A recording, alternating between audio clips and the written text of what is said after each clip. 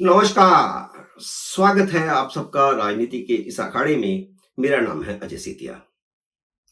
मित्रों, supreme court अपनी साख खुद ही मिट्टी में मिलाने में लगी हुई है। कांवड़ मार्ग पर नेम प्लेट लगाने के खिलाफ स्टे के बाद उसने अब एक और तुगलकी फरमान जारी कर दिया है। कांवड़ मार्ग पर नेम प्लेट वाले मामले में तो सुप्रीम कोर्ट के फैसले से योगी आदित्यनाथ गुस्से में थे। वैसे गुस्से में सारा देश है, क्योंकि हिंदुओं के संवैधानिक अधिकारों का हनन हुआ है। मैंने अपने पिछले वीडियो में बताया था कि संविधान के अनुच्छेद 21, 25 और 27 के खिलाफ दिया गया यह स्टे है। ये सारे अनुच्छेद देश के हर नागरिक को कुछ अधिकार देते हैं और इसी तरह का यह अधिकार है जिसके खिलाफ सुप्रीम कोर्ट ने स्टे दिया। लेकिन अब जो नया फरमान जारी किया गया है, सुप्रीम कोर्ट के इस नए फरमान से प्रधानमंत्री नरेंद्र मोदी और देश के गृह मंत्री अमित शाह बेहद गुस्से में हैं। सुप्रीम कोर्ट का नया फरमान यह है कि आंदोलनकारी किसान जो पंजाब हरियाणा बॉर्डर पर बैठे हुए हैं पिछले 6 महीने से, और वे मोटे तौर पर भाजपा से बात करने को तैयार नहीं है, भाजपा की सरकार से बात करने को तैयार नहीं है, वे विपक्षी दलों के उकसावे पर बैठे हुए हैं। और उनमें ज्यादातर कांग्रेसी, कम्युनिस्ट और आम आदमी पार्टी के किसान हैं, तथाकथित किसान। सुप्रीम कोर्ट का नया फरमान यह है कि आंदोलनकारी कांग्रेसी किसानों की मांगों पर फैसला करने के लिए वह एक कमेटी गठित करेगी। यह सरकार के कामकाज में सीधा दखल है, क्योंकि कांग्रेसी किसानों की मांग एमएसपी को लेकर है। वे चाहते हैं कि एमएसपी को कानूनी दर्जा दिया जाए, और यह मांग आज की नहीं है, यह 3 साल पुरानी मांग है।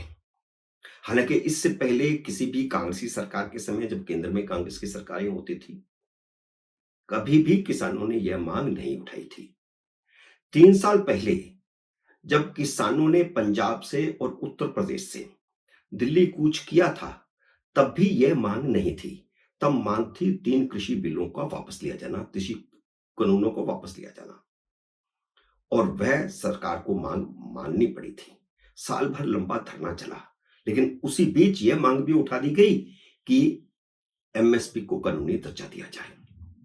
उस समय जब साल भर दिल्ली के आसपास के सारे नेशनल हाईवे जाम पड़े थे, लोगों का यातायात मुश्किल में हो गया था, बसें नहीं चल रही थी, ट्रक नहीं चल रहे थे, गांवों में से होकर के बसें आ रही थी, कारें नहीं चल पा रही थी, उस समय सुप्रीम कोर्ट ने सड़कों को खाली करवाने का निर्देश नहीं दिया। मामला सुप्रीम कोर्ट में गया था, लेकिन सुप्रीम कोर्ट ने तब भी एक कमेटी बना दी थी। इसी तरह शाहीन बाग में सड़कें खाली करवाने का आदेश देने की बजाय तब भी सुप्रीम कोर्ट ने एक कमेटी बना दी थी। हालांकि इन दोनों तरह के आंदोलनकारियों ने सुप्रीम कोर्ट की कमेटी को हवा में उड़ा दिया, उनसे बात तक नहीं की। सुप्रीम कोर्ट किसी भी मसले पर फैसला करने की बजाय पंचायत करने लगी है, पंचायती करने लगी है, जो निश्चित ही देश के लिए चिंता का विषय है।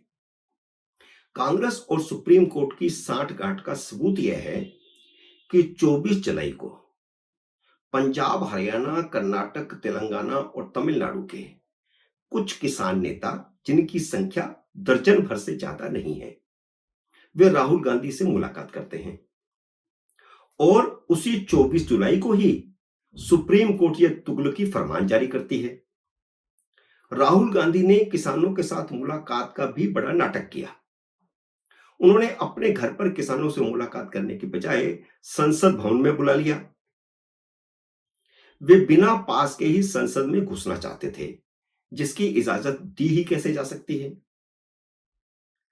आखिर स्पेशल पास जारी करके सरकार ने इस संकट को टाला, इस टकराव को टाला, और उन्हें संसद के भीतर लाया गया, जिनकी संख्या 9 थी। बस किसानों की खुद की संख्या सिर्फ 9 थी, और उसमें फिर कांग्रेसी सांसद चरणजीत सिंह चन्नी और दीपेंद्र हुड्डा को मिलाकर के और एक और व्यक्ति को मिलाकर के 12 किया गया, और प्रचारित किया गया कि 12 किसानों ने मुलाकात की। मित्रों, मैंने 16 जुलाई को एक वीडियो बनाया था, उसे आप जाकर के देख सकते हैं। 7 दिन पुरानी बात है, जिसमें मैंने कहा था कि संसद सत्र के पहले दिन 22 जुलाई को राहुल गांधी किसानों के साथ संसद पर हमला बोलने की तैयारी कर रहे हैं। योजना यह थी कि 22 जुलाई को बड़ी संख्या में तीनों चारों बॉर्डर से किसान दिल्ली आएंगे और राहुल गांधी उनकी रहनुमाई करेंगे और संसद भवन का घेराव किया जाएगा। मोदी सरकार ने दिल्ली के सभी बॉर्डरों पर कड़ी सुरक्षा व्यवस्था करके राहुल गांधी की यह योजना विफल कर दी थी।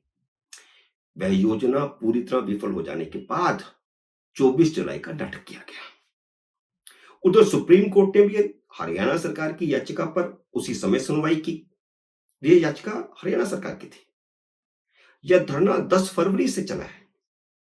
हरियाणा के शंभू बॉर्डर पर नेशनल हाईवे जाम करके पिछले 6 महीने से ये किसान बैठे हुए हैं, जो आम आदमी पार्टी से जुड़े हुए हैं और कांग्रेस से जुड़े हुए हैं, और उनका धरना भी राजनीतिक है।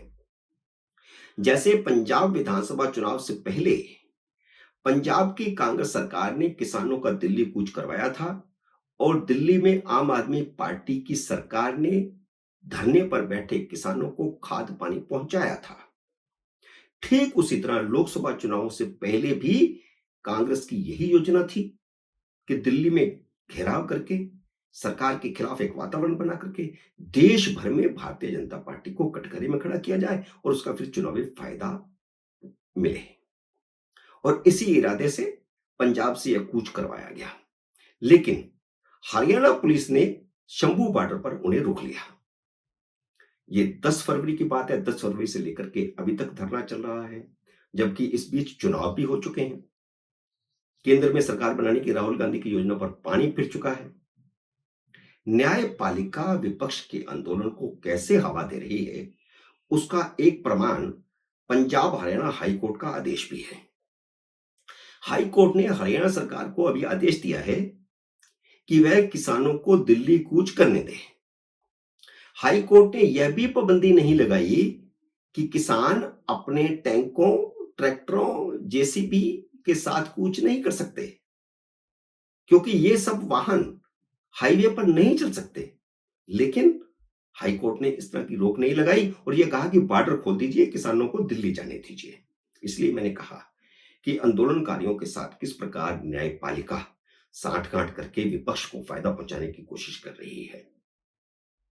हाईकोर्ट के आदेश के खिलाफ हरियाणा सरकार सुप्रीम कोर्ट पहुंची, तो सुप्रीम कोर्ट ने खुद को थर्ड एम्पायर बना लिया। और जब यह मामला उठा कि किसान वहां पर इन भारी भरकम वाहनों के साथ हैं और उनको कैसे आने दिया जा सकता है, तो उसकी भी सुप्रीम कोर्ट के दोनों जजों ने जो सुनवाई कर रहे थे उस पर कोई टिप्पणी नहीं की। उन्होंने कहा किसान ऐसा करते हैं।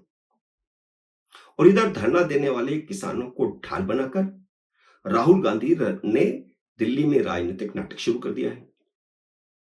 संसद में 9 किसान नेताओं के साथ मुलाकात करके एमएसपी को कानूनी दर्जा दिलाने का आंदोलन हाथ में ले लिया है, जिसके लिए कांग्रेस प्राइवेट मेंबर बिल लाने की तैयारी कर रही है। कांग्रेस पिछले 4 साल से किसानों को यह कहकर भड़काती रही है कि मोदी एमएसपी को खत्म कर देंगे, बिल्कुल उसी तरह जैसे चुनावों में कहा गया कि मोदी संविधान बदल देंगे, आरक्षण खत्म कर देंगे, लोकतंत्र खत्म कर देंगे, यह आखिरी चुनाव होगा। ठीक उसी तरह पिछले 3-4 साल से किसानों को यह भड़काया जा रहा है कह करके कि मोदी सरकार का अंतिम लक्ष्य एमएसपी को खत्म करना है ताकि उद्योगपतियों को इसका फायदा हो। जबकि मोदी सरकार ने पिछले हफ्ते ही एमएसपी दरों में बढ़ोतरी की है और पिछले 4 साल से लगातार बढ़ोतरी हो रही है।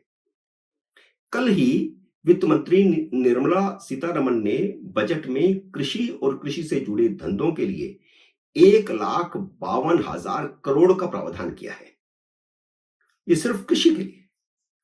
सुप्रीम कोर्ट वैसे भी देखा जाए तो कृषि स्टेट का विषय है, केंद्र का नहीं है, लेकिन केंद्र सरकार के खिलाफ इस तरह के आंदोलन चलाए जा रहे हैं।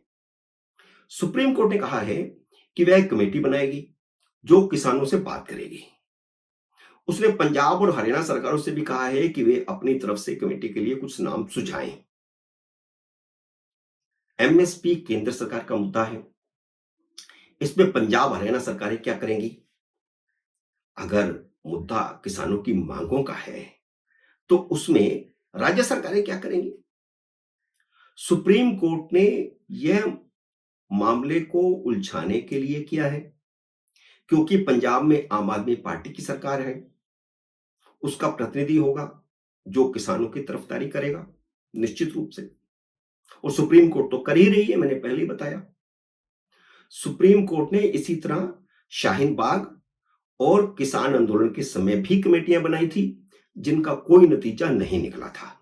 मित्रों, उम्मीद है मेरा ये वीडियो आपको पसंद आया होगा। इसे लाइक और शेयर कीजिए। अगर आपने मेरे यूट्यूब चैनल को सब्सक्राइब नहीं किया तो कृपया सब्सक्राइब करके अपना आशीर्वाद दीजिए। जल्दी मिलते हैं अगले वीडियो में किसी अन्य विषय के साथ। तब तक नमस्कार।